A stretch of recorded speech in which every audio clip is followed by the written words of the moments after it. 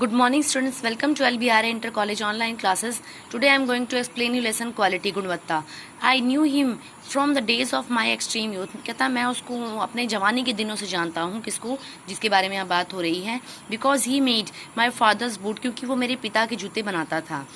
He lived with his elder brother in his shop. अपने बड़े भाई के साथ शॉप पर रहता था. Which was small by street in the fashionable part of London. जो लंदन का फैशनेबल पार्ट था उस हिसाब से ये एक छोटी सी दुकान थी गली में. The shop had a certain quite distinction. इस शॉप में जो है थोड़ा सा चेंज हुआ. There was no sign upon it other. अब वहाँ और कोई साइन नहीं बचा other than the name of Gessler brother, कि वहाँ पर जो गैसलर ब्रदर लिखा रहता था उसके अलावा कोई और पुराना साइन नहीं बचा. In the window a few pairs of boots. वहाँ पर एक कुछ जूतों के जो जोड़े हैं वो टंगे हैं विंडो पर, खिड़की पर. He made only when it was ordered. वह तभी बनाता है, कौन, जो शूज बनाने वाला तभी बनाता है जब ऑर्डर दिया जाता है.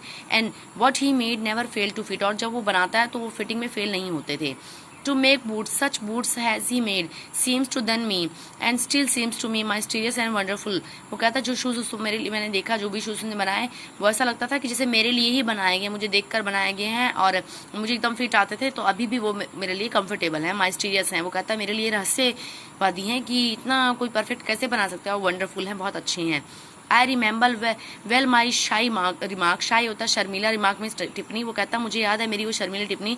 One day while stretching out of him my youthful food. जब वो मेरे जो मेरे शूज़ थे, जो मैंने अपना यूथफुल जो जवानी के शूज़ बनाए थे उसको स्ट्रेच कर रहा था, खींच रहा था.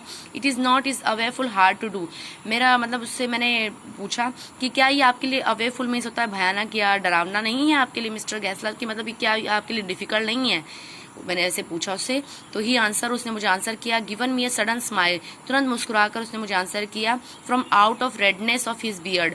उसकी जो दाढ़ी रेड हो चुकी थी उसको देखकर उसने कहा इट इज़ एन आर्ट. वो कहने लगा कि ये एक आर्ट है, ये कला है, ये मेरे लिए मुश्किल नहीं है.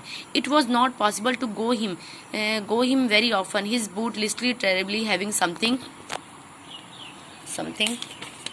something beyond the temporary some essence to boots stitched into them. वो कहता है कि ये बड़ा मुश्किल था. इट वॉज नॉट पॉसिबल कि उसके पास बार बार जाया जाए कि उसके बूट्स में कोई प्रॉब्लम आ रही है, टेरेबली हैविंग समथिंग, स्टिचिंग में प्रॉब्लम आ रही है. यहाँ पे लिखा ना बियॉन्ड द टेम्परेरी हो या some essence of boot stitching into, मतलब किसी तरह की प्रॉब्लम नहीं आती थी. जो उसके शूज़ होते थे, अगर उसको एक बार ले जाओ आप तो आप परफेक्टली सेटिस्फाई होते थे. उसके शूज़ में आपको कोई किसी तरह की प्रॉब्लम नहीं दिखाई देती थी. ओके बेटा, tomorrow we will continue this.